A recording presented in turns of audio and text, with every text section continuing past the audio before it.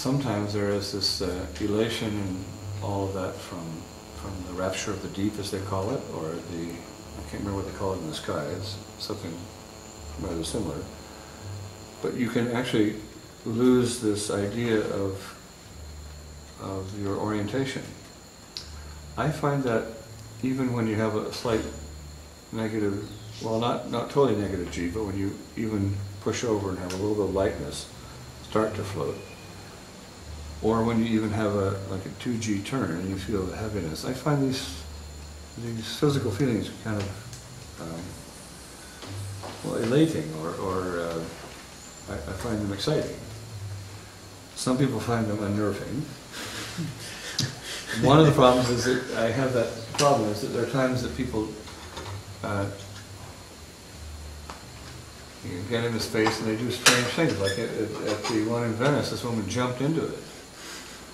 She jumped, and we know she jumped because she hit, where she hit the wall that was 3 meters. I don't know how you can do a standing broad jump. You know, she hit where the curve goes up. She bounced. She bounced. Well, she hit. You know, we made that because it was a temporary exhibition. That wasn't concrete. That was made out of something akin to masonite, or this thin board. And so that did break her fall, and she landed standing up. She didn't fall down. She jumped in, but into the abyss. Yeah, she jumped into it. As is said. And so that distance that she went. Yes.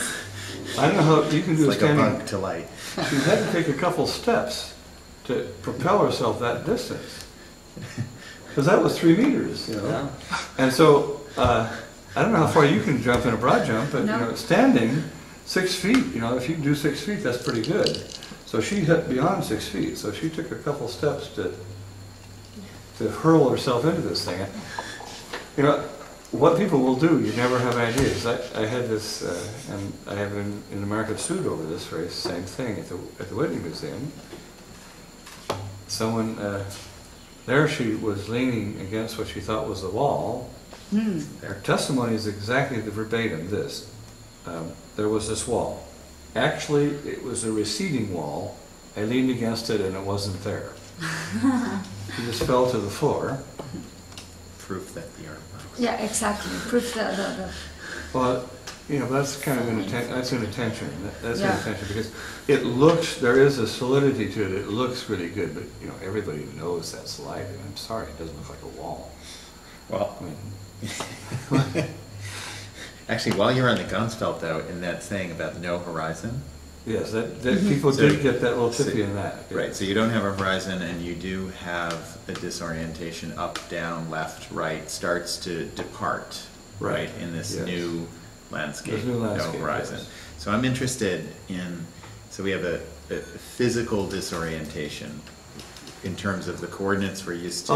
You get a little sense, you can get a little sense of that, but I don't think it's... well, it's not, you still have gravity. Yeah.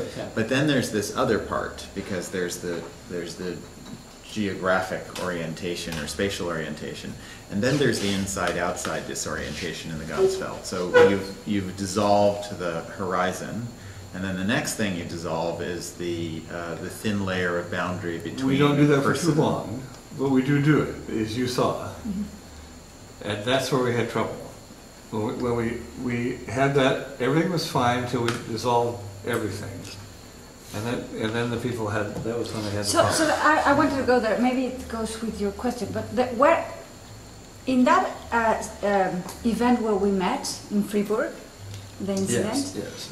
When I got interested in your work, I went to this phone booth. Phone booth, yes. Right, and after like 2 seconds. I was my physical body had disappeared. That's why we now have people lie down. Because before we were having people slump to the bottom of the phone booth and try to lift their arm up to open the door and fall out. And we did have people that did that. So then, what is it that to enter into this state? Without any meditation practice or any kind of training, how does that happen, that the mind gets into this altered state of consciousness so fast and becomes one with that light? What was it?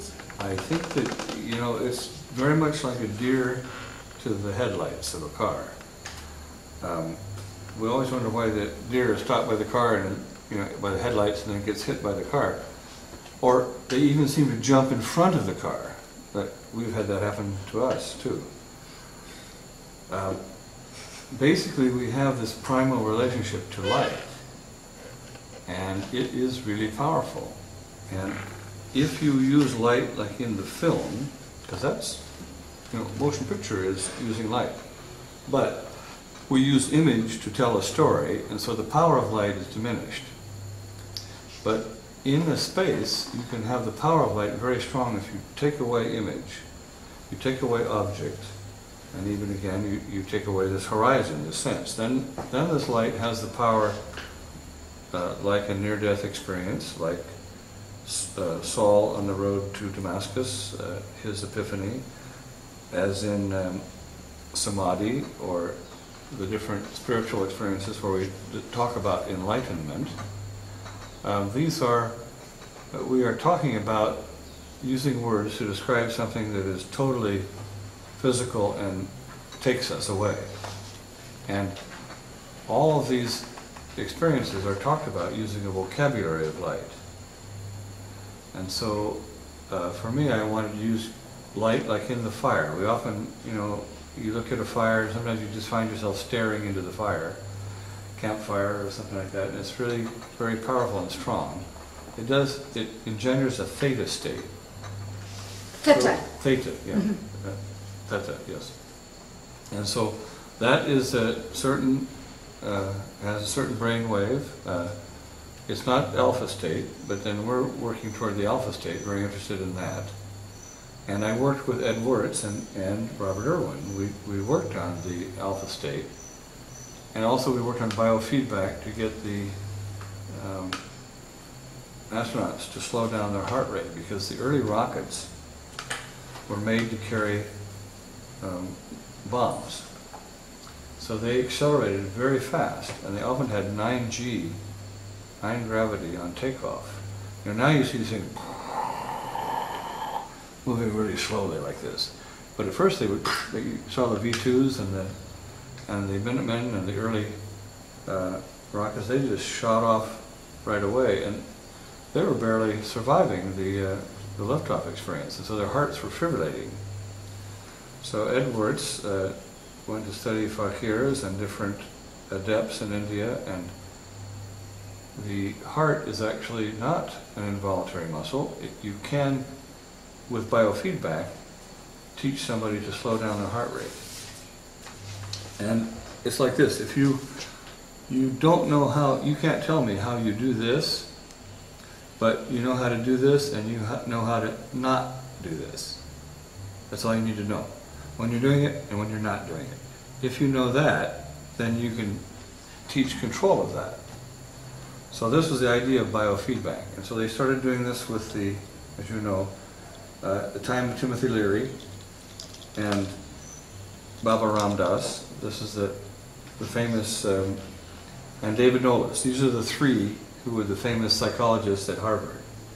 Timothy Leary went, tune in, tune out, take drugs, that was his turn on, that was his thing. And then Baba Ram Das was through the ashram. You go and you study for 12 to 14 years, and then you remove everything extraneous from your life, and you become sensitive to how to do this. So through this religious practice, you can learn to do this naturally. This other idea was that we could actually take people and get them through biofeedback very sensitive.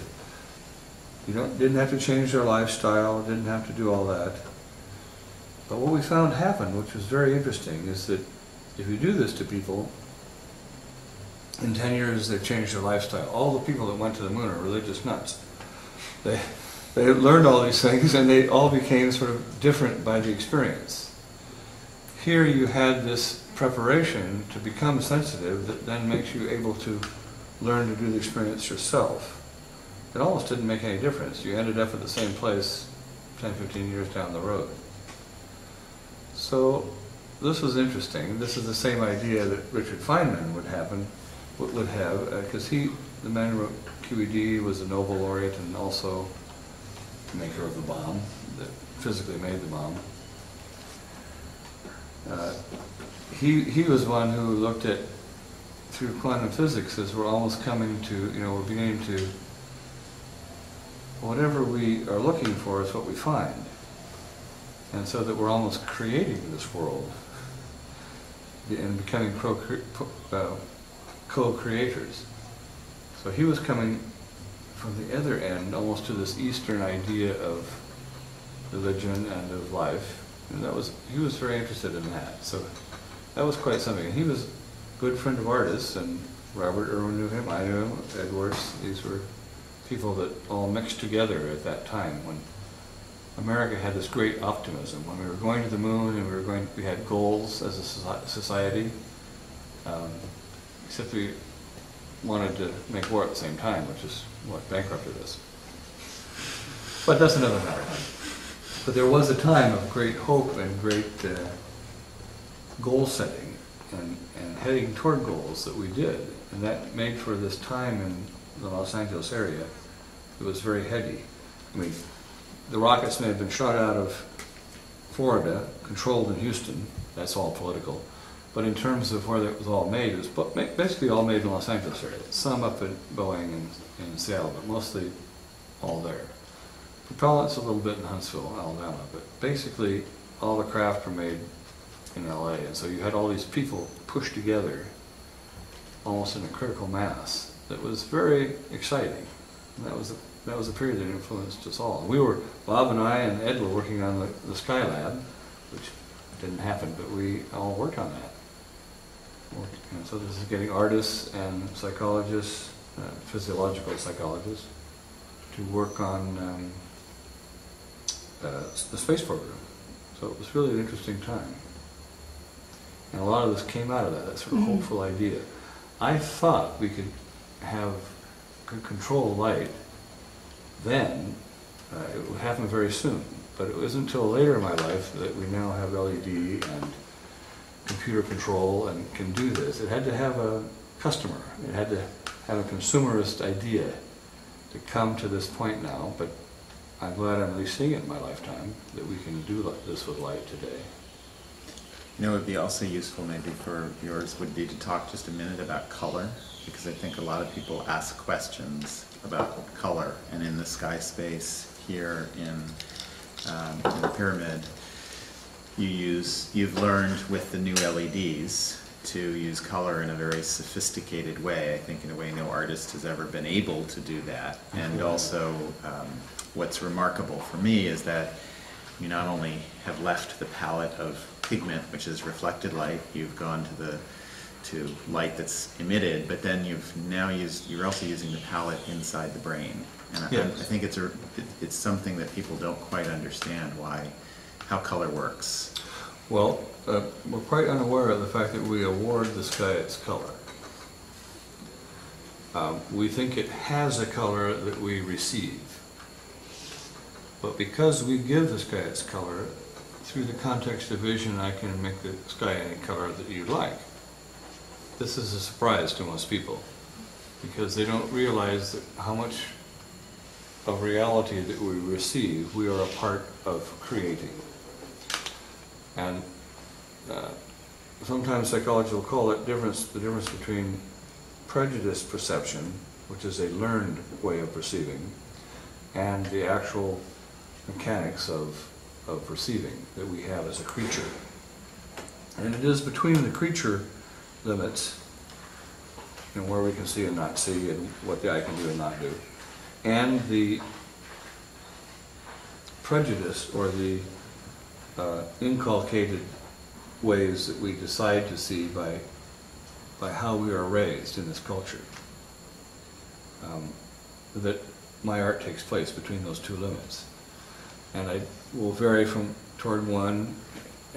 In the dark spaces, I vary toward what we can really see and not see, and what happens when that takes place. And in the ones in the sky spaces, I'm interested in our prejudice perception and how we think we perceive. Just giving a general koan to the fact that it is interesting, even to people who kind of sort of know, to see that sky just to be pink or green or aubergine or plum, you know, just to actually go through that, and to see that quality of how the richness changes, because then the light that I use is not the light that you see. So often I use light not even where you're going to be looking, because I'm using the light on this around the opening. You're looking at the opening, and the opening has this color that if you take a camera, you know, it's not there. It isn't there. So this is this kind of gentle reminder that we are in charge of making of this world that we perceive. It's not a fixed thing. We want to think that we're just, you know, this, all that's out here is, you know, we don't think we're part of creating it or making it, but we are making a large part of what we perceive. And so it's nice to kind of occasionally be reminded of that. I enjoy it, and boy, you certainly need to be in charge of that when you're, say, flying in instrument conditions, or at night, just at night. Well, you're flying into an inkwell. All you do is you look out and you have a beautiful, you see the coast and you can see all these cities and all that, and you just turn away from that and it's like flying into an inkwell. This is what happened to JFK Jr., just that turn. And so you study perceptual psychology. Yes. Just going back to... well, that was right. because, yes, right, because, and the reason for that is very simple, because here I was in painting, and you're learning the color wheel. So if you take green, if you take blue, the color blue, and you take the color yellow, you put them together, you get green. Now if you take blue light and yellow light, you get something very close to white. This is a shock. And I had two artists who were I was doing a show with them in the castle in Poland, in Warsaw, Poland, where they were trying to do this with light, and so they couldn't understand why this wasn't working.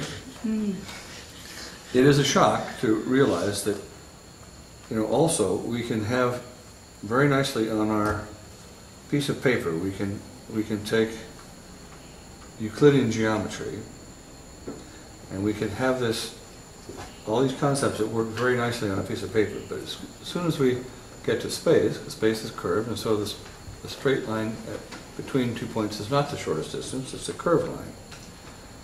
And so we can't hit the moon with Euclidean geometry.